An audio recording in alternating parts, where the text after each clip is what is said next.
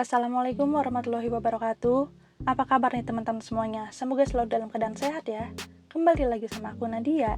Kali ini aku akan membahas kisah orang-orang yang mengalami kematian dengan cara tragis dan tidak terduga, sehingga menimbulkan tanda tanya bagi keluarga yang ditinggalkan. Mungkin karena kematian memang selalu menjadi misteri dan kita tidak pernah bisa menebak ataupun menduga kapan dan seperti apa kematian akan menghampiri kita. Namun mari kita dengarkan kisah mereka agar kita bisa menjadi lebih waspada dan lebih hati-hati ya teman-teman. Tapi sebelum lanjut ke kisahnya, tolong dukung aku dulu dengan klik tombol subscribe dan tolong juga aktifkan tombol loncengnya. Karena dukungan kalian berarti banget agar channel ini semakin berkembang. Kalau udah, nggak usah lama-lama lagi, kita lanjut ke pembahasannya. 1. Brittany Nicole Cecil. Brittany Nicole Cecil merupakan seorang remaja berusia 13 tahun yang berasal dari Alexandria Barat, Ohio. Sejak kecil, Brittany menggemari olahraga. Brittany juga aktif mengikuti berbagai kegiatan di sekolahnya.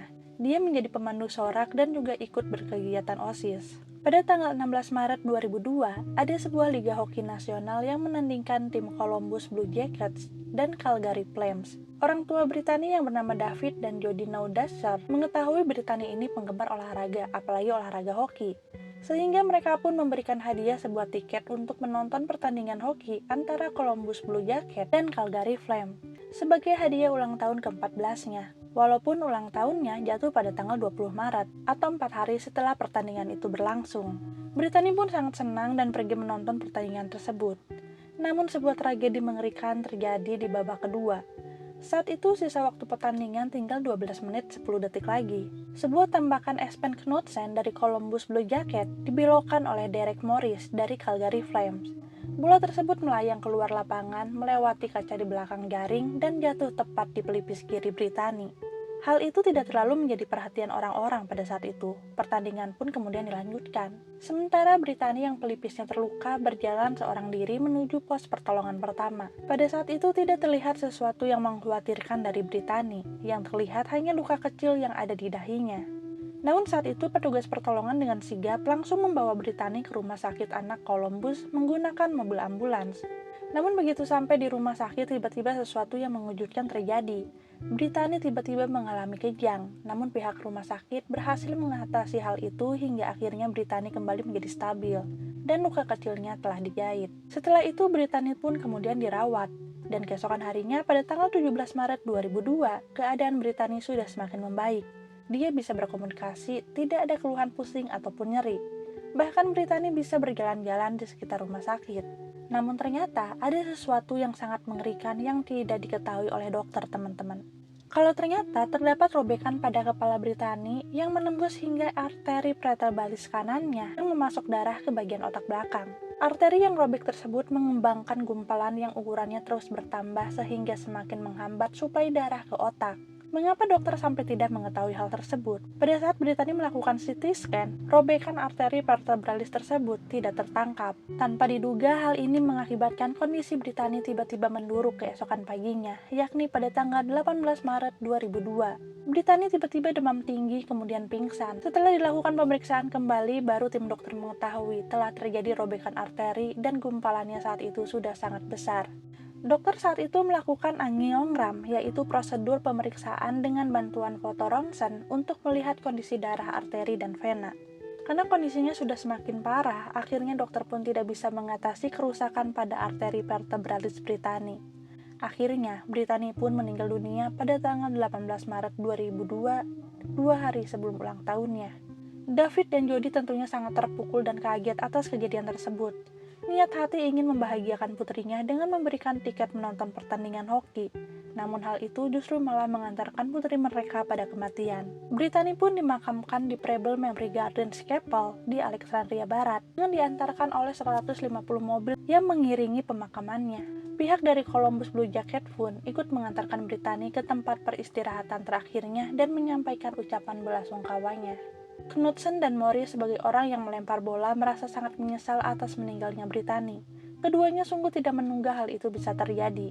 Keduanya merasa sangat bersalah dan selalu memikirkan kejadian tersebut. Walaupun tentunya hal itu tidak mereka lakukan dengan sengaja dan mereka pun tidak menduga hal itu bisa terjadi. David dan Jody pun dapat mengerti kalau peristiwa ini merupakan sebuah kecelakaan. David dan Jody pun menyelesaikan hal ini secara kekeluargaan dengan pihak Liga Nasional Hoki. Dari pihak Liga Nasional juga memberikan kompensasi sebesar 1,2 juta US dollar untuk orang tua Britani. Kemudian setelah itu pihak Liga Nasional Hoki pun melakukan evaluasi ulang tentang pengamanan area penonton dan membuat ketetapan baru untuk penerapan jaring dan kaca pelindung di area pertandingan. 2. Tuğba Erdogan. Kisah kedua ini dialami oleh Tuğba Erdogan yang mengalami kematian yang mengerikan ketika dia sedang bermain go-kart bersama teman-temannya. Secara tidak sengaja, Tuğba mengalami kecelakaan yang menyebabkan dirinya meninggal dunia di tempat dengan sangat mengerikan. Tuğba Erdogan baru berusia 23 tahun dan merupakan mahasiswa tingkat 3 di jurusan Teknik Lingkungan Universitas Sakarya. Siang hari pada tanggal 7 Februari 2013, Tuğba dan teman-temannya pergi bermain go-kart yang ada di sebuah mal dekat Jalan Raya Istanbul, Sakarya, Turki. Pada saat itu Tuğba datang menggunakan baju lengan panjang dan sebuah sel yang melilit di lehernya. Mungkin tidak pernah terpikirkan oleh siapapun, sel yang digunakan Tuğba tersebut membuatnya mengalami kecelakaan yang naas. Sekitar pukul 1:30 siang, Tuğba dan rekan-rekannya mulai bermain go-kart. Saat itu Tuğba tidak menggunakan helm dan juga tidak melepas sel yang dia gunakan. Tuğba pun terlihat sempat menyelesaikan beberapa putaran lintasan go-kart dengan aman. Namun tidak lama setelah itu, Tuğba tiba-tiba kehilangan kendali atas go-kartnya. Saat berbelok di tikungan, go-kart yang digunakan Tuğba melaju dengan tidak stabil dan kemudian menabrak pembatas jalan. Hal itu dilihat oleh teman-temannya Tuğba. Namun tiba-tiba teman-temannya yang melihat kejadian itu membeku seketika. Saat melihat kepala Tuğba menggelinding di tanah begitu saja, Tuğba pun langsung meninggal seketika karena kepalanya telah terpenggal. Kejadian ini terjadi begitu cepat dan sulit dipercaya. Polisi pun segera datang untuk menyelidiki kasus kecelakaan tersebut. Sedahsyat apa kecelakaannya sampai menyebabkan kepala wanita muda ini terpenggal. Polisi melihat jasad Tuğba masih ada di dalam go-kart yang dia gunakan. Namun kepalanya sudah terpisah beberapa meter dari go-kart yang dia gunakan. Polisi juga menemukan Tuğba tidak menggunakan helm, dan yang mengerikan ternyata sel Tuğba yang tidak dilepas itu terlilit di mesin belakang go-kart. Entah bagaimana sel itu bisa sampai terlilit ke belakang. Mungkin juga karena angin yang kencang sehingga selnya menjuntai ke belakang. Karena selnya yang melilit ke mesin belakang go-kart ditambah terjadi sebuah tabrakan yang cukup kuat, diduga hal itu menyebabkan terjadinya tarikan yang kuat dari sel yang terlilit di leher Tuğba. Saking kencangnya tarikan tersebut menyebabkan kepala Tuğba terputus. Dugaan lainnya, Tuğba juga tidak benar mengencangkan sabuk pengamannya, di mana seharusnya sabuk pengaman diikat ke dadanya, tetapi Tuğba malah mengikatnya di lehernya, sehingga menyebabkan adanya tarikan kuat saat go-kart Tuğba menabrak pembatas. Setelah diselidiki petugas kepolisian, jaksa Tuğba pun kemudian dibawa ke rumah sakit untuk dilakukan otopsi. Setelah selesai diotopsi, jasad Tuğba pun diambil oleh pihak keluarganya dan segera dimakamkan. Ayahnya Tuğba yang bernama Sulaiman sangat berduka atas kehilangan Tuğba. Ini bukan kali pertama Sulaiman ditinggalkan putri kandungnya. Karena pada tahun 1995, kakak perempuan Tuğba juga meninggal dunia akibat sakit leukemia. Tentunya kejadian Tuğba ini membuat duka keluarga semakin dalam. Sulaiman bahkan tidak berani melewati jalanan tempat Tuğba mengalami kecelakaan. Keluarga Tuğba pun meminta kasus kecelakaan Tuğba diusut hingga tuntas, karena keluarga meyakini adanya kelalaian dari pihak operator dan pengamanan di tempat permainan go-kart tersebut. Seandainya Tuğba melepas salnya dan menggunakan helm serta memasang sabung pengaman dengan benar, kecelakaan yang menimpa Tuğba tidak akan separah ini. Polisi pun lalu menyelidiki operator dan penanggung jawab go-kart pada saat kecelakaan itu terjadi. Mereka adalah Yunus dan Ömer Malkok, yang ternyata keduanya adalah saudara. Keduanya dianggap lalai karena tidak mengingatkan Tuğba menggunakan helm dan juga tidak memerintahkan Tuğba untuk melepas salnya. Selain itu, di dalam area permainan go-kart pun, bahwa pengendara go-kart diwajibkan menggunakan helm dan memasang sabuk pengaman dengan benar. Yunus dan Ömer pun ditahan oleh kepolisian hingga akhirnya masuk ke persidangan. Di persidangan awal, Ömer selaku operator yang bertugas saat Tuğba bermain mengaku sudah memperingati Tuğba untuk menggunakan helm dan melepas salnya. Namun hal itu tidak bisa dibuktikan. Apalagi di dalam area permainan go-kart pun tidak ditemukan tanda peringatan untuk menjaga keselamatan. Yunus juga tidak bisa menerima kalau kematian Tuğba adalah kesalahan mereka. Yunus meminta jaksa untuk memeriksa CCTV, karena ia meyakini kematian Tuğba terjadi akibat go-kart yang Tuğba gunakan ditabrak oleh go-kart lainnya dari belakang. Namun tidak ada bukti-bukti yang terkumpul juga atas pernyataan Yunus tersebut. Hakim pun memutuskan Yunus dan Omer tetap bersalah dengan mempertimbangkan laporan ahli. Yunus dan Omer pun divonis 2 tahun 6 bulan penjara, namun dikonversi menjadi uang sebagai denda dengan nominal 18.200 lira. Hukuman ini lebih ringan dari tuntutan jaksa, yaitu 6 tahun penjara. 3. Maria Vantajopoulos. Kisah berikutnya berasal dari Maria Vantajopoulos yang mengalami kematian saat berfoto dengan gaun pernikahannya.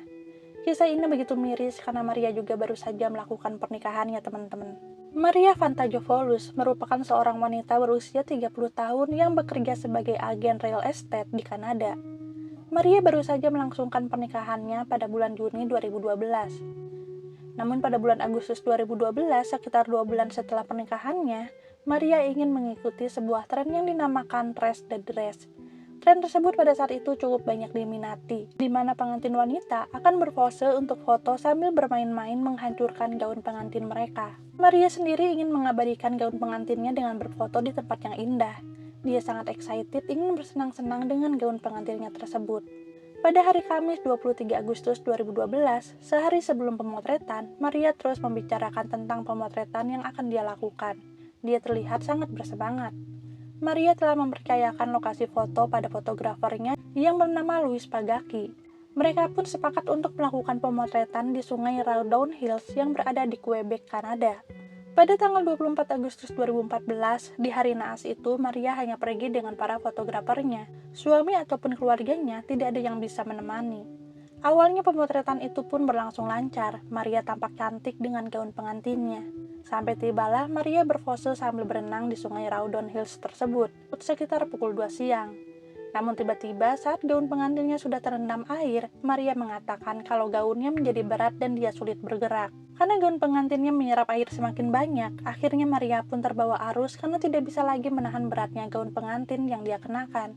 Saat itu Louis yang siap-siap akan memotret Maria sempat menarik tangan Maria yang sudah tenggelam, dibantu oleh fotografer lainnya. Namun karena kondisi Maria yang semakin lemah dan gaun pengantinnya yang berat, Louis dan yang lainnya pun tidak bisa lagi menahan Maria. Pegangan tangan mereka pun akhirnya terlepas. Maria pun semakin jauh tenggelam dan terbawa arus.